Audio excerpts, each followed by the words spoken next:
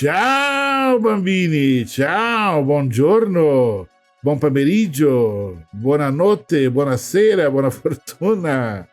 E aí, meus queridos freaks, estamos aqui com mais um episódio do seu podcast Mondo Giallo. Hoje um podcast especial, um episódio especial, sim, onde vamos elencar o que teve de melhor, na minha modesta, humilde opinião, no audiovisual ligado ao terror, ao sci-fi, à fantasia, esse universo fantástico que nós abordamos aqui, normalmente mergulhado no universo do cinema de gênero italiano, mas hoje vamos expandir o nosso universo, nossas mentes, e vamos recordar o que teve de interessante esse ano. Eu fiz uma lista com 10 filmes, espero que gostem.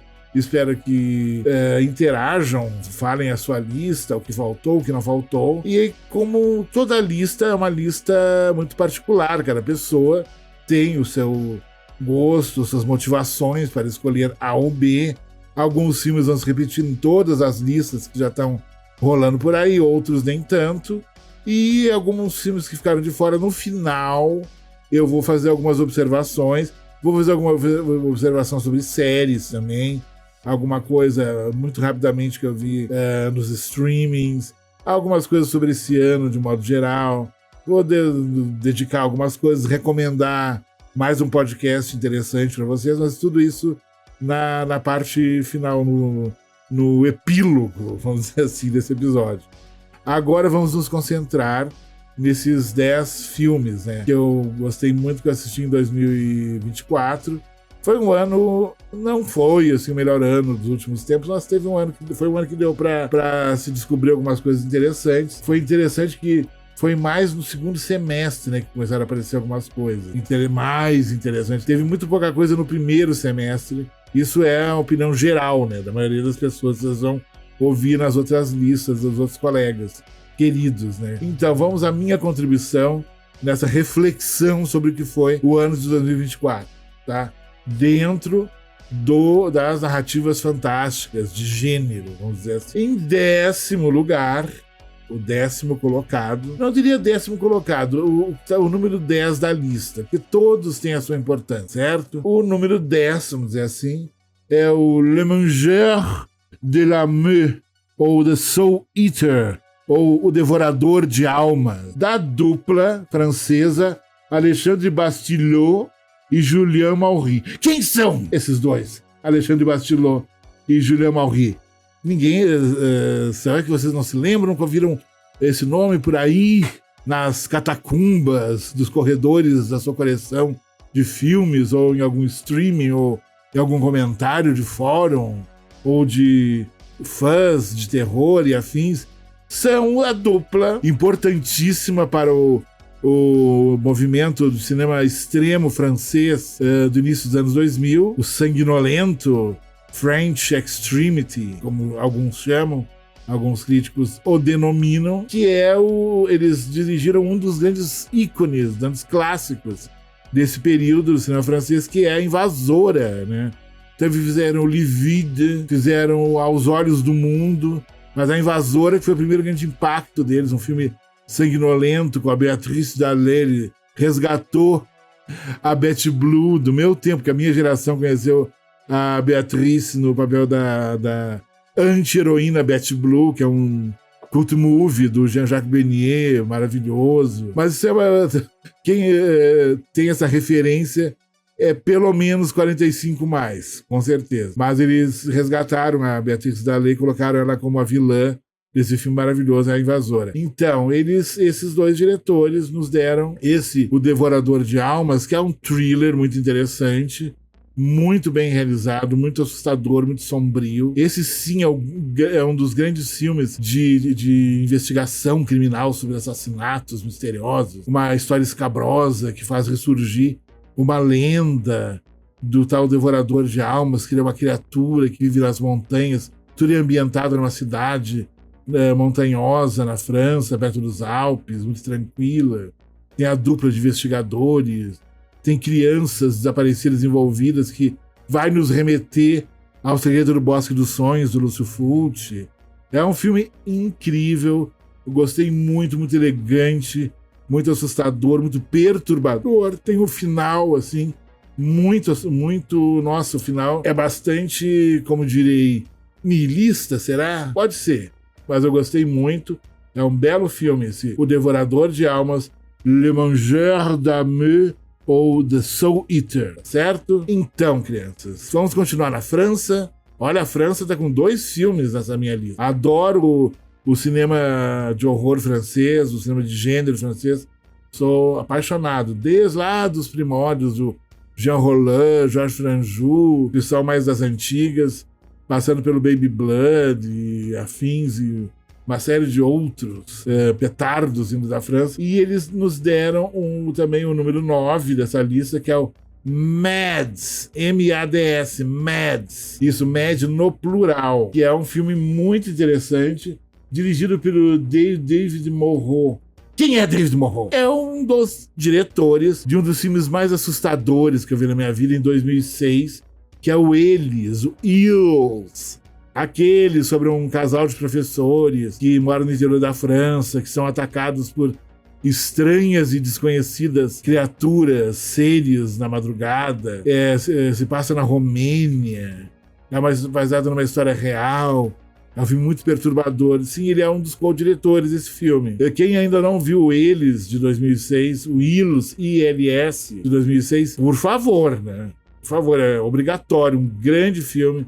Filme que me apavorou na época. Um filme muito assustador. Só que esse menino, David Morrow, ele foi para um outro caminho. Ele é mais ou menos um apocalipse zumbi, contado num plano sequência. Ele não tem cortes, não tem edição. Do início ao fim. Um garoto que tá indo pra casa, acaba encontrando uma criatura estranha no meio do caminho, que parece estar com algum problema estranho, uma doença estranha, e isso vai desencadear uma série de acontecimentos perturbadores durante todo o filme que não para. Essa coisa do filme narrado em plano de sequência é uma experiência difícil de ser feita, é muito complicada a engenharia disso, mas é brilhante o filme. O filme deve ter algumas emendas aqui e ali, que com a tecnologia digital de hoje em dia é fácil até de se criar essa ilusão do plano de sequência, mas é muito bem feito. Tem uma excelente trilha sonora, maestro eletrônico, assim, incrível. O final é uma das coisas mais absurdamente sombrias, nihilistas que eu vi nos últimos tempos, uma coisa impressionante o que esse menino, o David Morrow, conseguiu nesse filme, chamado Mads, nosso nono lugar, o nosso nono filme dessa lista, o número 9. É muito bom, vale muito a pena ser conhecido. É um filme que me surpreendeu muito. Teve muitos filmes esse ano que eu vi assim, sem saber muito sobre ele. Preferi ter a surpresa durante a experiência de assisti-los, assim. E esse filme foi uma grata surpresa. Quando eu vi, gente, esse plano de sequência tá longo, né? E não termina, e foi o filme todo. É um filme, assim, de tirar o fôlego, literalmente. Muito bom esse Mads, do David Morrow. Então, esse ano foi interessante, já começa com 2 filmes franceses. E no número 8, nós temos uma coisa impressionante, que é um filme que não é, obviamente, um filme de horror, um filme de sci-fi, é um filme de fantasia, é um filme de suspense, é um filme que aparentemente vai por um outro caminho, mas ele tem grandes elementos incômodos de horror, tem momentos angustiantes, é um filme longo, de um dos diretores que eu sou apaixonado, para mim um dos melhores diretores em atividade no mundo atualmente, que o ano passado nos deu uma obra-prima, o Pobres Criaturas por Finks, por Creatures, que é uma coisa impressionante que ele conseguiu nesse filme, né? Da sua releitura do gótico, né? E da sua nova concepção, do que seria o monstruoso feminino, e uma releitura da estrutura de roteiro, de argumento do Frankenstein, da Mary Shelley, que é o Pobres Criaturas, que é o nosso Yorgos Lanthimos, que nos deu o Kinds of Kindness, né? O Tipos de Gentileza, que é uma coisa impressionante. É um filme contado em 3 histórias, um filme longo, anticomercial, que não procura, assim, o que o Cronenberg uma vez denominou como a ditadura da popularidade, muito pelo contrário. Ele não faz questão de ser, de não ser hermético, ele não faz questão de ser popular, de buscar, assim, a aceitação do público. Ele conta a sua... O Lanthimos tem uma visão um pouco peculiar, um pouco estranha do ser humano, né? Ele não tem muita, como direi, muito otimismo com relação ao ser humano de um modo geral, assim como Lars von Trier, né? O Lanthimos é bem radical nesse sentido. E ele colocou 3 atores maravilhosos em cena. A Emma Stone, né, que ganhou o Oscar por Pobres Criaturas dele ano passado. Tem o James Clemons, maravilhoso. E tem o nosso querido William Dafoe, que é o cara agora. Ele tá também no Nosferatu novo do Eggers, né? O William Dafoe é o grande ator do momento, queridinho, né? O ator cult do momento. E esses 3 atores interpretam vários personagens nessas 3 histórias diferentes. Tem momentos angustiantes, como uma cena em particular de automutilação, assim, que é muito angustiante. De um episódio muito angustiante, tem um final, assim, absurdo. Tem um episódio sobre uma espécie de seita que está buscando a criatura ideal que possa ter o dom de ressuscitar os mortos. É uma coisa impressionante. É um filme de muitos incômodos. É um filme que, sabe, que é um desafio ao espectador. Mas se você se deixar levar por ele, pela sua longuíssima duração, você vai ter uma experiência única na sua vida, que ainda não viu o filme. Que ele foi meio que distribuído, assim, ele até aqui em São Paulo ele ficou nos horários estranhos. É um filme muito longo. E ele não é uma espécie... Ele não é, tipo, um Pobres Criaturas 2, assim. Ele vai para um outro caminho. Ele vai pelo caminho dos filmes iniciais dele, do Yorgos Lanthimos. E, como eu disse, para mim é um dos grandes diretores em atividade no mundo atualmente. Ele desafia, ele provoca o espectador de uma maneira muito particular, muito pessoal. Eu sou apaixonado pelo trabalho dele. E ele é o nosso número 8, né? O Tipos de Gentileza. Kinds of Kindness, né? Então, crianças, espero que estejam gostando dessa nossa seleção. E agora começamos com a França, depois vamos para uma produção americana, e dirigido por um diretor grego, né? E agora vamos para a nossa Espanha, que sempre... A Espanha sempre nos dá algo de interessante, todo ano. E esse ano nos deu um filme que é uma coisa, assim, como é que eu posso dizer? É uma experiência, assim, muito difícil também. Tem uns filmes complicados esse ano, que desafiam, assim, filmes muito perturbadores. E esse é um deles, o La Mesita del Comedor, ou The Coffee Table, que seria aquela mesinha de centro que as pessoas têm na sala, que fica no meio entre os do sofás, onde você põe drinks, brisquetes, laricas, e vai compartilhando com os seus convidados, né? Esses drinks, esses salgadinhos, essas coisas apetitosas, né? Um bom vinho, um bom champanhe, por que não, né? E essa seria a função dessa mesinha de centro, que não é spoiler, isso já é a abertura do filme. Nós vemos um incauto pai de família, que teve um bebezinho recentemente, a esposa, né, dele teve, e ele está querendo comprar essa mesinha. O vendedor, não, porque essa mesa, que não sei o quê, que é de um cristal, que não sei o quê, que é inquebrável, que era maravilhoso. É a mulher com uma cara assim, sabe, vai levar essa merda, cara, a porcaria. Ela não estava querendo muito que ele comprasse a tal mesinha. E nós vemos isso ao início, a trama desse casal, né, que tá com um bebê recém-nascido e tem esse problema, e eles moram num belo apartamento, e ele começa a montar a mesinha, ele leva um manual. Inclusive a abertura do filme é como se fossem as páginas do manual de montagem da mesa. Então essa trama que começa de uma maneira bem aleatória, vamos dizer assim,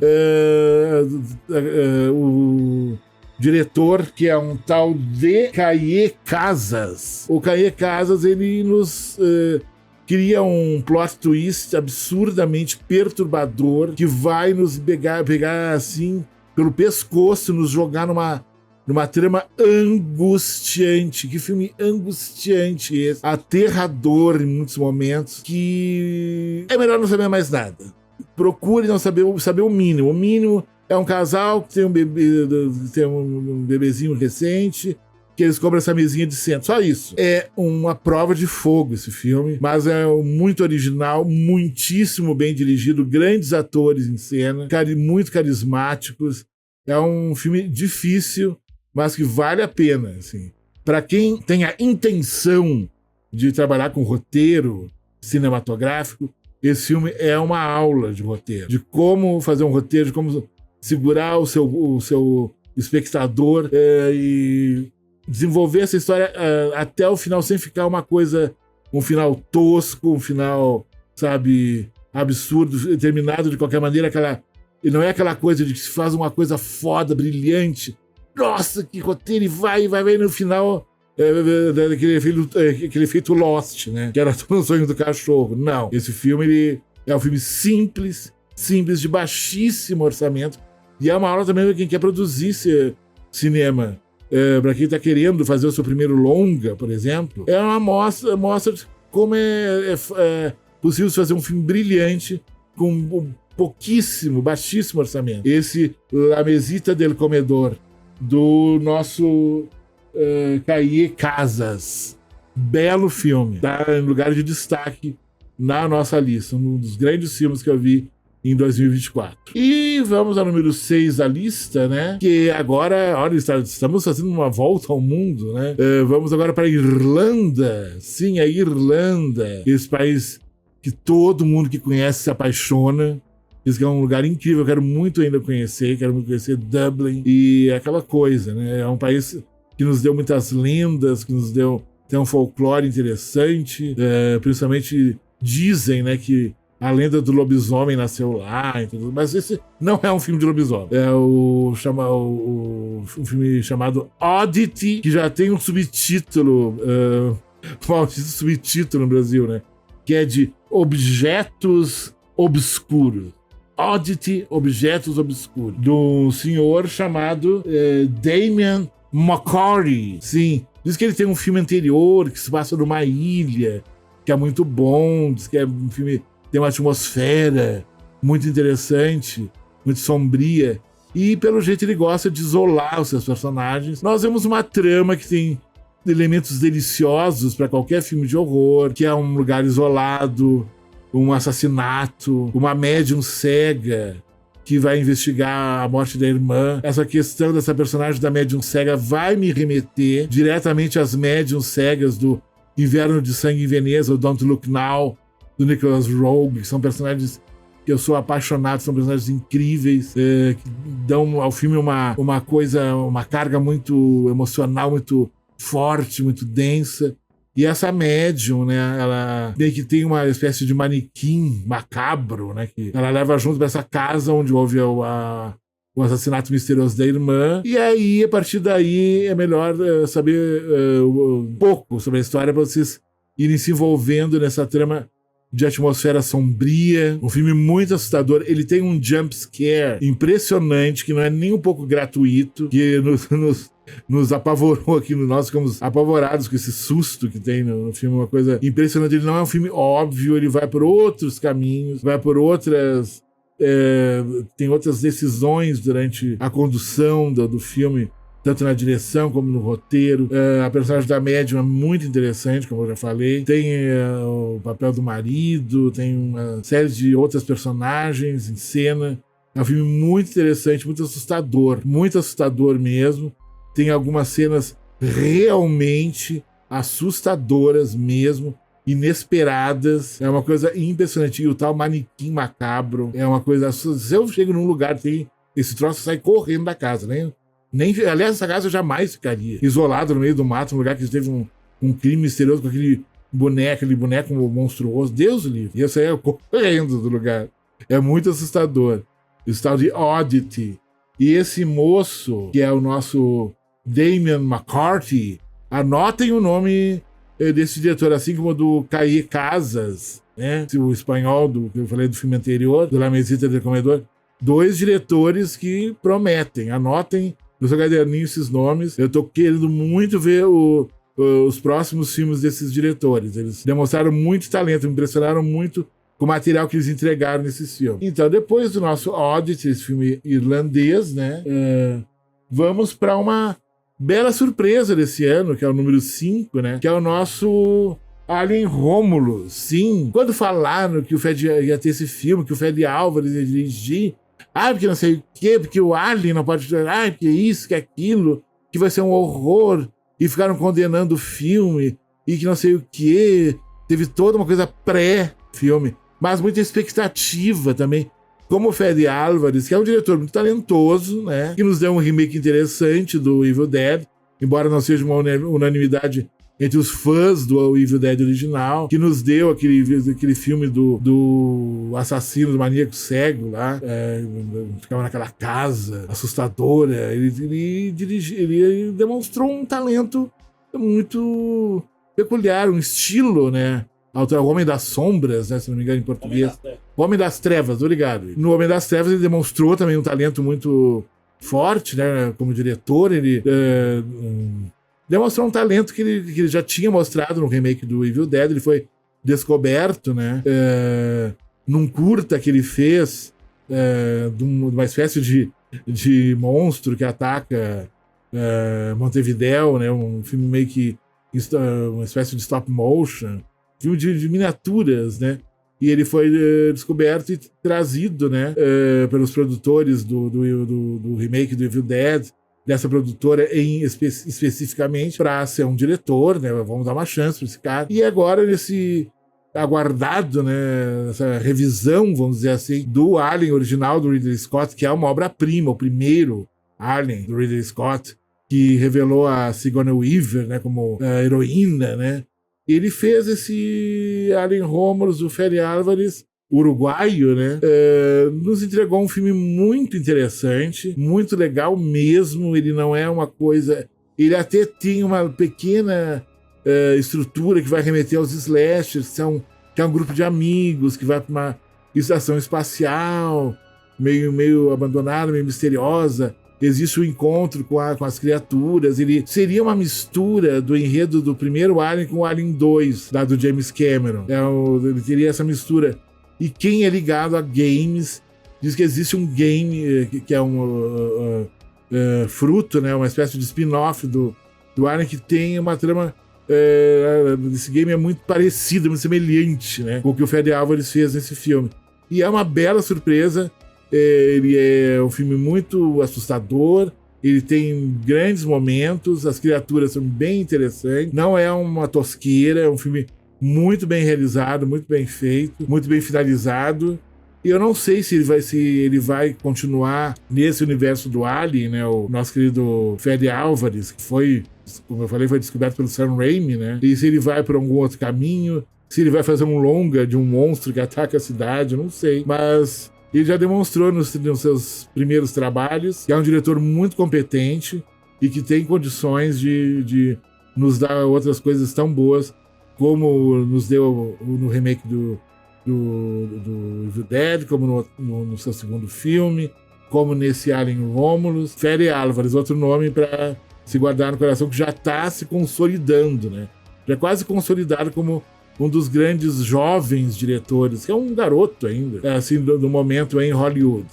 Tá certo? Se não me engano, esse filme está no Disney Plus. Eu acho que está lá, assim. Procurem que vocês vão se divertir. Já está à disposição de vocês nesse streaming, que é um dos que eu mais gosto. Acho que tem um material interessantíssimo. Tem o Star, né? Que nem se fala, tem coisas muito boas por lá. Então, falar em Star, né, no Star que vocês vão encontrar o número 4, né, da nossa lista, que é A Primeira Profecia, que quando anunciaram, eu fiquei também, será que remexer depois de tantos anos, fazer um prequel, uma prequela, como alguns gostam de dizer, da Profecia de 76, do Richard Donner, que tem Gregory Peck, tem Lee Remick, que é uma obra-prima também do horror, que tem uma das melhores trilhas sonoras já feitas até hoje. É um filme espetacular. Como seria um prequel, né, o que aconteceu antes? Então nós temos uma trama ambientada numa espécie de convento na Itália, onde nós vemos a nossa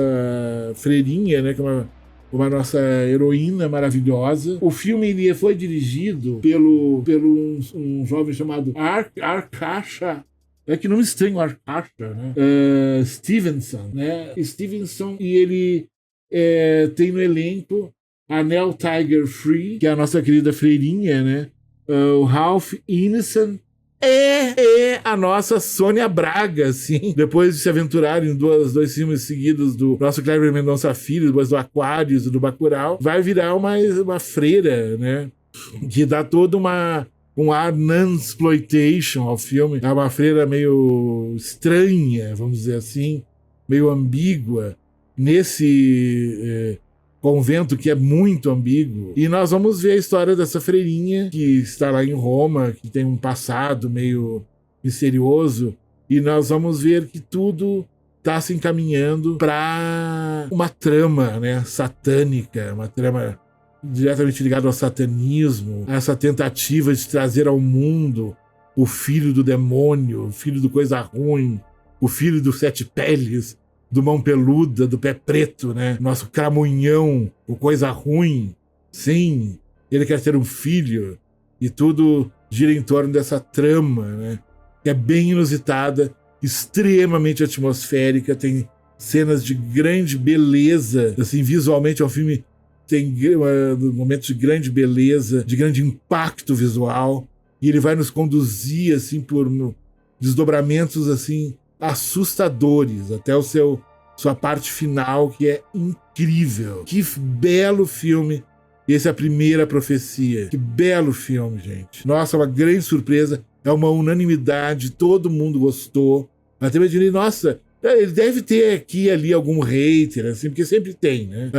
Normalmente pessoas que pegam esses filmes que tem uma unanimidade muito grande, né, da crítica, para querer se destoar, falar mal, assim. Mas o filme é muito bom, muito eficiente. Ele, claro, que ele não é como A Profecia de 76, o original. Não é. Mas ele tem muitas qualidades, assim, como o filme original. Do que nos é entregue como filme de horror, principalmente para fãs de tramas satânicas. Os fãs não saem desapontados do filme. Principalmente essa parte final, que tem momentos visualmente assim perturbadores. Um filme muito chocante, que até deixa em aberto para uma possível ou continuação. Não sei como seria feito, porque ele nos entrega algo no final que vai nos dar ganchos bem possíveis para outros filmes. Vamos ver o que vai acontecer e se esses futuros possíveis filmes vão ser satisfatórios, como foi essa é a Primeira Profecia, né? É interessante. E continuando nos temas heréticos, desses sacrilégios, essas blasfêmias e afins, o número 3 da nossa minha humilde lista é um filme que me impactou muito, que eu gostei muito, eu achei muito interessante, sabe? Que é o nosso querido Herege, The Heretic. Sim, dirigido pelo Scott Beck e Brian Woods. É uma dupla. Sim, outro filme dirigido por uma dupla. Que tem o nosso querido Hugh Grant. Sim, o ator mais lembrado por comédias românticas. Um ator britânico, que tem uma presença em cena muito interessante, muito carismática, uma força. Esse filme que mostra o encontro de duas missionárias que vão de porta em porta levar a palavra de Jesus, levar a salvação de Cristo na cruz, e todas as palavras, todas as frases e edificantes, né, glorificadas da Bíblia Sagrada, que seria mais ou menos o que são os testemunhas de Jeová, mas parece que elas estão mais ligadas aos Mormons. Eu não entendo muito bem, né, dessas religiões assim mais crentes, vamos dizer assim. E é uma dupla, duas meninas muito interessantes, as personagens muito carismáticas também, as atrizes, e nós vemos em cena um jogo perturbador dessas três personagens. O filme é praticamente essas três personagens em cena numa casa e começa uma tempestade lá fora, para deixar mais dramático todo esse jogo perturbador, perverso, macabro e sombrio que nós vamos testemunhar, e sem poder fazer nada pelas pobrezinhas que estão assim nas mãos desse homem misterioso e que ao mesmo tempo é cativante. Ele tem um carisma, ele consegue as envolver também. A presença desse homem em cena, esse homem misterioso, do qual não sabemos nada, dessa casa onde teria a presença de uma esposa misteriosa que não aparece nunca, e há toda uma trama, e vamos ser conduzidos por outros ambientes dessa casa. É um filme assustador, perturbador, dirigido de maneira brilhante, envolvente, é um roteiro impressionante, inteligentíssimo, tem um uso da música muito criativo, a maneira como ele usa, inclusive a música pop nesse filme, é interessantíssimo, um belo filme, um trabalho brilhante, né, mais um presente da nossa querida A24, né, para nós fãs do horror, do suspense, do thriller. É um filme que trabalha muito com questionamentos de fé, de vida, né? Até que ponto a fé remove montanhas, vamos dizer assim, ou não. A questão da resiliência, essas coisas, né? E é um belo filme, o Herege, esteve recentemente nos cinemas, não sei para que streaming deve ir. Eu acredito que talvez é para Prime, que tem algumas coisas da A24 lá. Vamos ver, né? Vale muito a pena ser conhecido esse filme. Parece que o Hugh Grant já está começando a ser lembrado nas indicações para prêmio de melhor ator, né? Para os prêmios do ano que vem, né? Globo de Ouro, Screen Actors, Critics' Choice, até Oscar, né? Seria muito legal ter o Hugh Grant no Oscar indicado como melhor ator. Acho que seria legal para ele, seria interessante ter um filme de horror indicado, seria legal, né? Vamos ver. Nunca sabe, cabeça dessas coisas de premiação é tudo muito ligado à política do momento, a lobbies e a campanhas, né, que se faz para cada filme. Porque por exemplo, o nosso Ainda Estou Aqui, maravilhoso filme do Walter Salles, ele tá em alta, porque ele teve uma excelente campanha, que aproveitou muito bem a premiação que ele teve em Veneza, né, ganhar um prêmio de melhor roteiro, e com esse gancho está se fazendo uma campanha como nunca se fez para um filme brasileiro para as principais indicações, né? Ele já está indicado ao Globo de Ouro, já está indicado ao Critics' Choice e já está na pré-lista do Oscar para filme estrangeiro. Vamos ver o que vai nos acontecer, o que o destino nos reserva, né? E para continuar nessa praia satânica, né, que já começou com a primeira profecia, depois teve o Herege, e agora é um filme que evoca o nome de um demônio ou de um ser pagão, né, ligado ao paganismo. É um filme que tem muito de paganismo, muito de folk horror, que esse filme em particular, que eu vou falar agora, ele é o equivalente do que foi O Mal que Nos Habita, né, When Evil Lurks, o filme argentino, que foi o melhor filme de horror do ano passado, né, maravilhoso. Quando Acerca la Maldad, do nosso querido Damian Runa. Então, esse filme seria o equivalente, o nosso segundo, no número 2, né, da lista, seria o equivalente desse ano de 2024 ao que foi o Mal que Nos Habita ano passado, que é o Azrael. Eu tenho medo de dizer assim esse nome de uma maneira pomposa, que pode estar evocando alguma coisa. De repente, se começaram a ouvir coisas estranhas desse podcast, que a evocação deu resultado. Ai, credo. Tô brincando, por favor. Então, o nosso querido Azrael é um filme muito interessante. Ele não tem praticamente diálogos. Para não dizer que não tem diálogo, tem um diálogo no meio, muito rápido, mas ele é sem falas. É um mundo onde as pessoas não falam, não expressam nada, assim, em palavras. E nós vemos uma menina que é perseguida, que é oferecida em sacrifício a um demônio. Isso tudo é a abertura do filme. E o que nós vamos ver em cena é o drama dessa menina tentando sobreviver nesse lugar que é uma floresta, onde habitam seres que fazem parte de uma seita pagã estranhíssima, que tem uma líder que é assustadora, uma mulher magra, de branco, tem um rosto meio cadavérico. E eles todos são estranhíssimos. E o que é mais estranho é o efeito neobarroco que eles criaram, né? Que é um lugar que é no meio do nada, com essa seita pagã, mas tem carros em volta das casas desse lugar onde habitam esses seres nessa floresta, né? E tudo é muito estranho. Tem um demônio carniceiro, assustador nesse filme. E é um folk horror interessantíssimo. Tem elementos desse subgênero que eu amo, diga-se de passagem. Sou apaixonado por folk horror. E ele conseguiu criar uma atmosfera angustiante que prende o espectador de início ao fim. É um filme incrível, que tem um final, assim, muito impactante. Um dos sinais mais impactantes que eu vi num filme de horror nos últimos tempos. É uma belíssima produção, muitíssimo bem dirigida por um senhor que se chama T.L. Katz. É um filme da Letônia, um país já bem inusitado, né? E é um filme muito bom mesmo. Nossa, eu fiquei impressionado. Eu não sabia, eu fiquei sabendo da existência desse filme há pouco tempo. É um filme que eu não vejo ainda figurando em muitas listas, mas eu gostei muito. Nossa, ou eu entendo chongas de horror cinematográfico, ou eu achei esse filme muito foda, gente. Muito bom mesmo. Muito criativo, muito original, muitíssimo bem dirigido.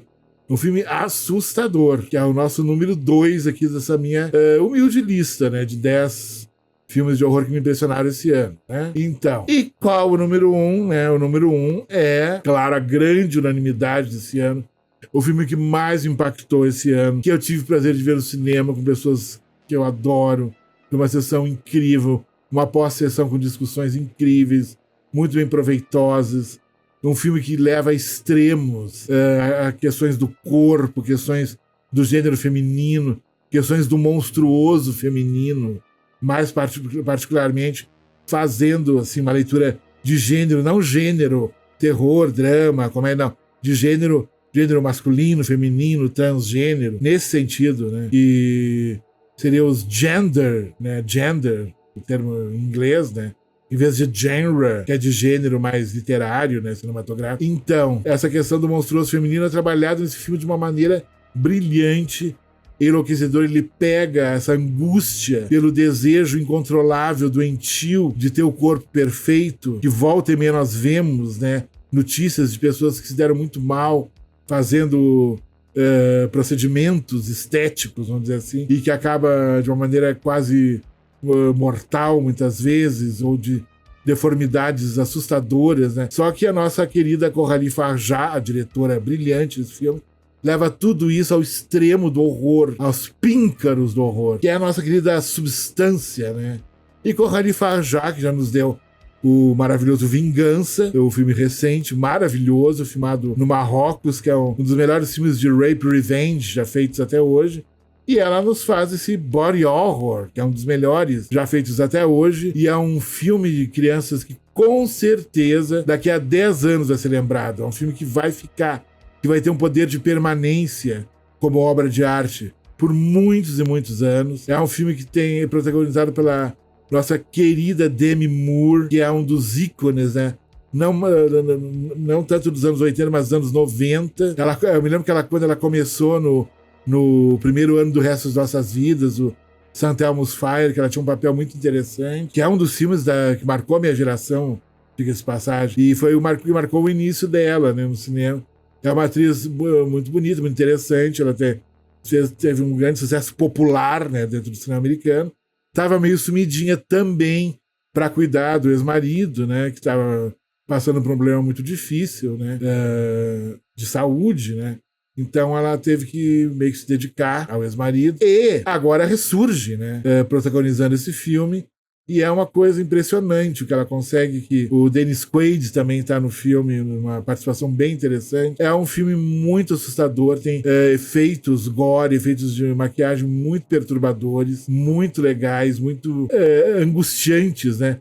Principalmente para quem tem medo de agulhas, né, em alguns momentos. Ele, como eu já comentei em alguns lugares, ele é como se fosse uma espécie de carta de amor ao cinema do David Cronenberg, né, que é o grande mestre do body horror, né, que nos deu A Mosca, né, nos deu The Brood, que são filmes impressionantes. Ele está no mesmo patamar de grandes clássicos do body horror, sabe, como O Incrível Homem que Derreteu, como o Tetsuo, sabe?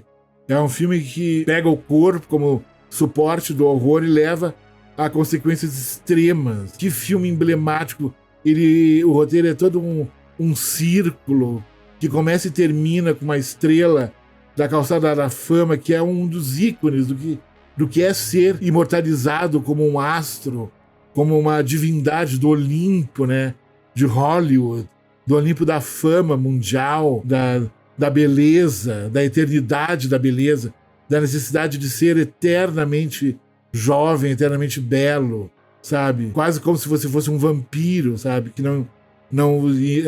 onde o envelhecimento é um crime, principalmente para as mulheres. Um homem envelhecer, ele vai ser um cara maduro, ele vai ter tanto num meio heteronormativo como no meio homoafetivo, né, homonormativo, ele vai ter, um homem vai ser desejado, mesmo maduro, mesmo com os cabelos grisalhos, com uma barba grisalha, com pelos grisalhos. Ele vai ter um apelo, até comercial. Ele vai vender cartões de crédito, perfumes, carros. Agora, uma mulher, quando envelhece, a nossa sociedade é extremamente cruel. E a sociedade do espetáculo é particularmente ainda mais cruel com as mulheres. E não é por nada que uma diretora, sabe, conta isso num filme de maneira brilhante, perturbadora, incrível, com um talento incrível, que filme incrível, A Substância. Que diretora incrível, nossa Coralie Farjat. O filme já está sendo bastante incensado, né, inclusive nas listas, né, de melhores do ano, nas listas de futuras premiações. Ele já está no Globo de Ouro, já está no Critics' Choice, certamente vai estar no Oscar. E é um filme arrebatador. Tomara, crianças, meus queridos amiguinhos e amiguinhas, que a Coralie não seja mordida pela mosca azul do sucesso de Hollywood, vá fazer projetos assim meia boca, meio fubá, porque certamente vão oferecer projetos com grandes orçamentos e vão dizer que ela vai ter uma vida incrível, vai morar numa mansão em Beverly Hills e vai ser uma diretora famosíssima. Ela já tem talento, ela já é famosa, ela não precisa de fazer projetos muito comerciais, mas se bem que o apelo, né, dinheiro, né, criança, é uma coisa que deixa os amiguinhos, as amiguinhas, diretores meio nervosos, assim. O fato de estar com um orçamento grande, né, é uma coisa muito boa, por que não, né? Mas que ela saiba fazer escolhas sábias, né, no futuro. Até por ser uma diretora europeia, uma diretora francesa, né, ela não vai também não vai por caminhos muito erráticos, vamos dizer assim, né? Assim como um exemplo disso é o próprio Alexandre Aja. Ele conseguiu manter a sua dignidade, né, cinematográfica, bem ou mal, até hoje, né? Dentro do horror, particularmente, né? Então, crianças, vocês devem estar sentindo falta de algum filme, de alguma coisa. Bom, gente, poderia ter citado, né? Mas teria uma espécie de como direi, assim, uma espécie de prêmio, assim, de incentivo, né? Para que continuem atuando, continuem produzindo. O pessoal do filme Late Night with the Devil, que é um filme que tem seus encantos. Pra mim, o grande problema dele é o final, que ele escorrega muito feio. O final eu não gostei. Me julguem. O filme vai muito bem até o seu finalzinho. Mas é um filme digno de nota. Vamos dizer, eu vou dar algumas menções honrosas. A primeira menção honrosa vai pro Late Night with the Devil, que é Tarde da Noite com o Diabo. É uma coisa assim. O nome que deram aqui no Brasil. Mais pela ambientação dos anos 70, que é incrível. E ele tá dentro do subgênero found footage, que eu gosto. Me julguem também, quem não gosta. Gosto de found footage também. É interessante. E tem o tal do Long Legs, gente. Mas me desculpem. Podem me crucificar, chamar o Procon, chamar o FBI, chamar a NASA, a Liga da Justiça, que a gente falou o nosso ilustríssimo governador daqui, que eu não tô nem aí, sabe? Não bateu. Achei o filme, ele meio que tenta fazer uma espécie de Hereditário misturado com o Silêncio dos Inocentes. Não ficou legal. Eu acho o Nicolas Cage tá muito bizarro, tá muito estranho. Ele parece até uma moça ligada à política, mas eu não vou falar aqui porque eu quero evitar processo, né? Ele tá muito parecido com essa moça, né? Quem entende de política vai Eu sabia de quem eu tô falando, da cara dela. Então, tadinha, né? Tadinha nada que ela, sei lá, bom, não vou comentar, mas vou evitar de dar pitacos aqui a respeito dessa senhora, né? Mas ela lembra muito a figura do Nicolas Cage nesse filme, que achei caricato, achei chato, achei não gostei. Me desculpe, me perdoe, mas não gostei. Não. E aquele Strange Darling, ele é contado do capítulo 6, do capítulo 2, capítulo 4. E daí? And so what? Sabe? E daí? Sabe? É legal, mas eu achei que o cara quis fazer uma linha assim. Eu quero ser Tarantino. Eu quero fazer um filme da A24. Sabe? Eu achei que ele foi meio por esse caminho. É um bom filme, mas até pensei em colocá-lo na lista, porque muitos filmes foram tirados e colocados da lista, né? Tem alguns outros filmes que eu não vi, tem outros filmes que outros colegas citaram também, mas vocês vendo as listas, que deve estar cheio de lista por aí, comparem, façam comparações, falem o que você achou que deveria ter nessa lista, me xinguem por não ter gostado do Long Legs, pode me crucificar, pode me achincalhar, não tem problema nenhum, já tô acostumado, tá? Então, crianças, foi um ano bom, né? Um ano que deu pra selecionar pelo menos 10 filmes. E outros ficaram de fora. Ainda tem filmes que foram muito comentados por aí, como o tal do Exuma, um filme da Coreia, que eu ainda não vi, eu quero muito ver. O tal do Banho do Diabo, que algumas pessoas falaram que o problema do filme é que ele é muito longo. E filme de terror muito longo é meio complicado. Você sabe que é da minha opinião sobre filmes de terror longos, né? Eu acho meio complicado. E o Pisque Duas Vezes é um filme que foi muito cotado também. Poderia estar até na lista. E é isso. Tem o tal do Trap, né? O Armadilha, do Shyamalan, que é interessante também. Legal. Mas, sabe, eu queria selecionar 10 filmes que me tocaram mais profundamente como fã, né, de cinema de gênero, a experiência de assistir esses 10 filmes que eu destaquei aqui, todos eles tocaram fundo e me impressionaram, me emocionaram, me assustaram. Por isso que eles estão selecionados aqui nessa minha lista. E foi um ano que teve duas séries que são muito dignas de nota. As duas, uma é do Prime, outra é do Star. Uma é o nosso querido, o nosso The Boys, né, claro, que entregou uma temporada muito incrível, muito legal, muito bacana, muito foda. Gostei muito dessa temporada última do The Boys, achei brilhante.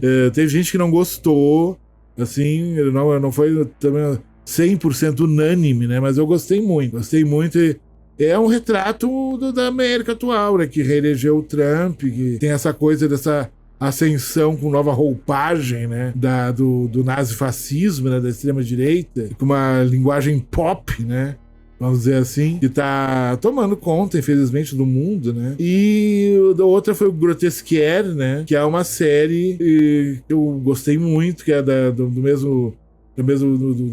produtores do American Horror Story e afins, e que me entregou uma coisa que me emocionou muito, me chamou muita atenção, gostei muito do enredo, da protagonista, de tudo, da trama, e do plot twist absurdo, que foi um risco, aliás, o plot twist que tem nessa primeira temporada, vamos dizer assim, do Grotesquier, que eles conseguiram, mesmo arriscando muito. E eu gosto de pessoas que se arriscam, principalmente em termos de roteiro, né? Que é uma aula de roteiro, aliás. Vários episódios dessa primeira temporada do Grotesquier. Gostei muito. Tô ansioso pra nova temporada. Assim como eu tô ansiosíssimo pela terceira, que já foi anunciada, né? Mas eu não vejo sinais, assim, ainda não vi muito material a respeito do que vai ser a terceira temporada do Yellow Jackets, né? Que foi uma série que nos impressionou muito aqui, as duas primeiras temporadas. E eu tô com muita